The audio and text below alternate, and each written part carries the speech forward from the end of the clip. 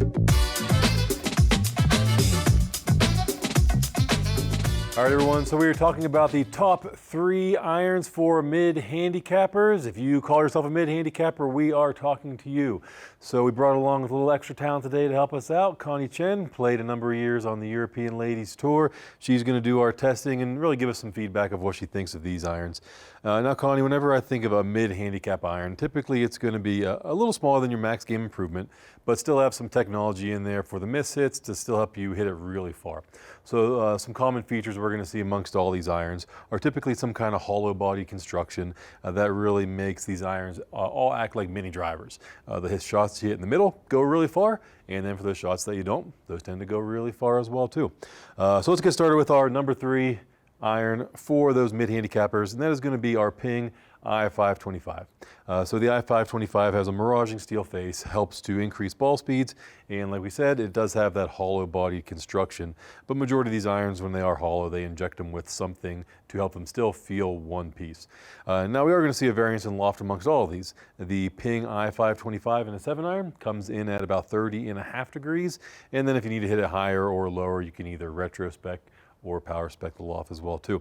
But Connie, we have all these set up with a steel fiber I-95 stiff shaft, so kind of a lighter weight steel graphite hybrid shaft. I typically find most players in this shaft hit the ball really far, and if you call yourself one of those mid-handicappers, I'm sure picking up some additional distance isn't going to hurt either. So 3 shots, let's take a look, get your feedback.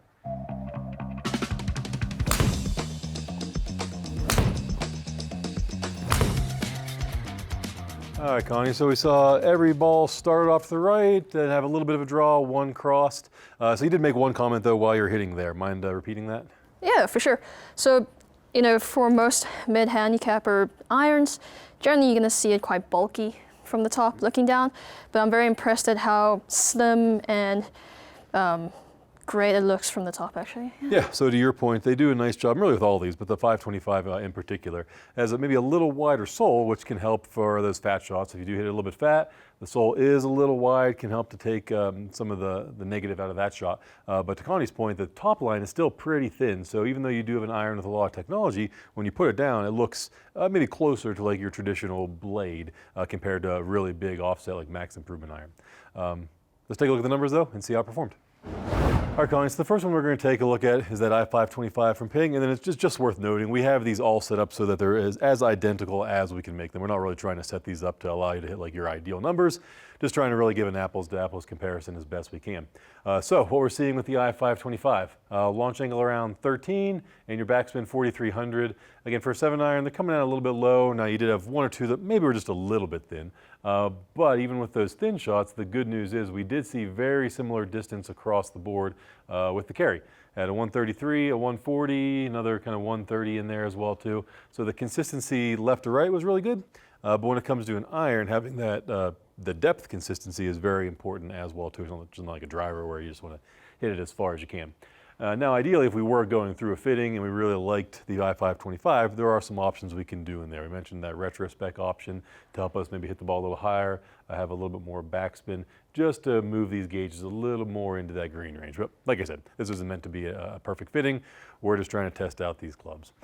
So that is number 3 on our list. Ready to roll to number 2? Oh, yeah. All right, Connie, so now let's talk about our number 2 iron for mid-handicappers this year in 2023, and that is going to be the JPX 923 Hot Metal Pro from Mizuno, and they've made a couple of changes to the design this year that I particularly like in the JPX line. They've really made the blade much more compact, so the length of the blade from heel to toe is much smaller, gives it a little bit more of a player's profile. I would say in the past, the JPX line just had a little longer blade length, which again isn't necessarily good or bad, it's just aesthetically a little bit different. We will see, compared to the 525, a little bit thicker sole, which is again helping us when we do hit it a little bit heavy. And then one thing nice about the Hot Metal Pro this year, they've added the nickel chromoly. The chromoly is a very strong metal, helps with the ball speed, allows for that hollow body construction, but by adding the nickel into the material as well too, still gives it a really soft feel. So we do have this 7-iron coming in at 28.5 degrees, so a little bit stronger lofted than we did see in the 525 that you're holding there. But we do still have that I-95 steel fiber shaft as well too.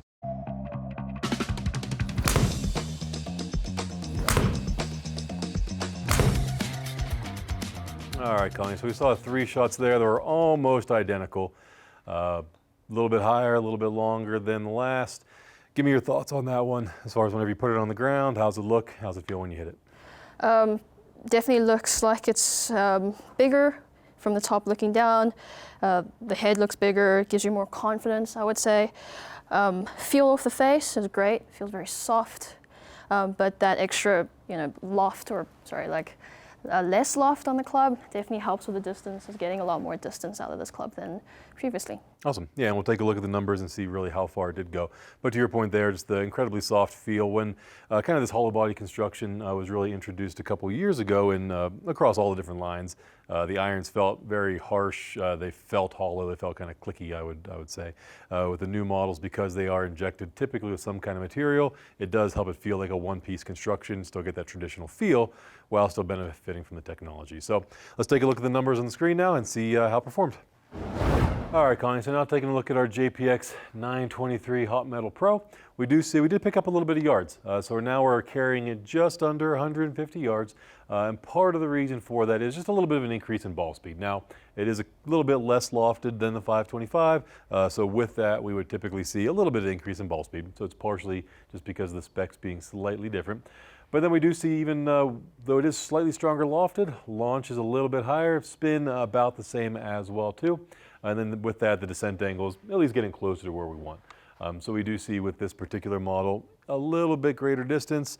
Again, if you're a mid-handicapper, or like I said before, any golfer for that matter, picking up some additional yards, especially without having to have something that's too big at the end of your club, I think is going to be a benefit for everyone. But like I said, that's number 2. We still have number 1 if you're a mid-handicapper, a club that you should try out in 2023. Ready to test that one out? Oh yeah. All right, Connie, so our last iron that we're going to test here today, our number 1 iron for mid-handicappers in 2023 is going to be the Callaway Paradigm iron. Taking a look at this one, I would say it's a similar look to the JPX 923 Hot Metal Pro, similar width sole, similar blade length, and then a couple of different bits of technology they've introduced in the Paradigm this year is strategically positioned tungsten throughout the club head. So depending the iron, it'll have differing amounts of tungsten located slightly differently in the head to help to optimize the launch for that particular club.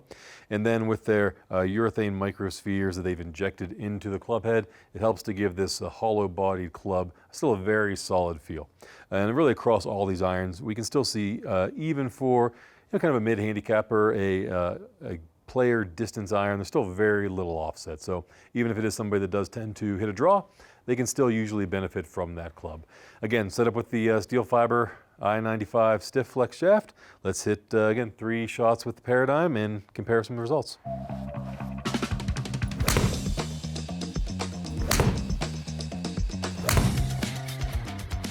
All right, Connie, so the last one's going to draw and just barely cross the line, but we saw all of them start off to the right, nice little draw. Again, just looking at it visually here, it does look like this is the iron that you were hitting the highest overall flights, and we'll take a look at the numbers to confirm that here shortly. But when it comes to the Paradigm, give me your feedback on that. What'd you think? Definitely feel like the head maybe slightly lighter than the others that we tried out. I could feel like I could swing it a little harder. And I like the sound off the face. Definitely a lot more crisper off the face. Yep, and I think that's one of the important aspects of going through a fitting and just not buying something blind off the rack is not only getting the specs and getting the club that you need, but you might find a club that your launch numbers are really good and it should be the club that you play, but for whatever reason you don't like the way it looks and don't like the way it sounds, and depending who you are, that might be really important. So that's why it's extremely important to actually hit these and go through that fitting process. But let's take a look at your numbers though and see how that one works for you. All right, Colleen, so let's take a look at the Paradigm and see really how it performed to you. We do see that it was the longest iron for you, carrying it on average 153. Really just looking at all 3 of those shots, we see they're almost identical, which when it comes to an iron is obviously important. At 151 carry, 155, and 153. So again, they're all very similar to one another, all drawing. The difference we see with this iron is picked up just a little bit of ball speed, 1 mile an hour compared to the last. But the biggest difference is then also the launch angle. The launch angle slowly got higher and higher as we've tested different clubs. And again, these all have the same shafts. And I think that's important to recognize because the loft on the face is going to be very different across all different models. It's important to understand just as a golfer that loft is only one piece that's going to influence the launch and the spin. Where the center of gravity, how deep it is back in the head is going to play a role in that as well too. And with the tungsten they've introduced into the paradigm, as well as the width of the sole, that's moving the CG really far back, and that's at least part of the reason why you are able to hit that a little bit higher than the rest. Again, we're talking like 2 degrees in this example here. So I think they're all, again, good options. Again, if you are a mid-handicapper, you want something that has technology, but you don't want to be looking at, just a really big offset chunky club at the end. Any of these options would be good for you. They're going to help you hit it farther, and then on those miss hits, they're going to help you hit a little bit straighter as well too. So mid-handicapper sounds like you. Those are the problems you're trying to solve. Try one of these irons out, but maybe you have a different set of problems. Maybe you need to hit it higher, maybe you need to hit it lower, maybe you just don't want to slice it anymore. Whatever it is, your local GOLFTEC coach can help you out. The way to get started, log on to golftec.com and find a GOLFTEC coach near you.